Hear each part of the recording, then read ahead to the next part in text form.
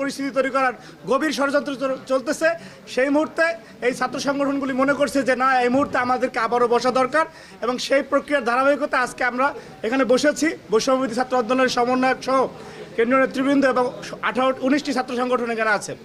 আমরা সবাই একই আলোচনা করে সিদ্ধান্ত উপনীত হয়েছি যে আগামী এক সপ্তাহ আমরা জাতীয় ছাত্র সংহতি, যেটা বাংলাদেশের স্বার্থে, বাংলাদেশের গণমানুষের নিরাপত্তার স্বার্থে এই ছাত্র সংহতির আয়োজন করা হয়েছে, জাতীয় ছাত্র সংহতি সপ্তাহ।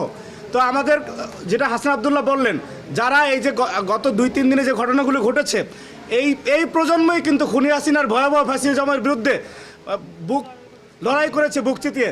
তাদেরকে যদি কেউ প্রেসক্রিপশন দিয়ে ভুল পথে পরিচালিত করে, সেটা জাতির জন্য দুর্ভাগ্যের।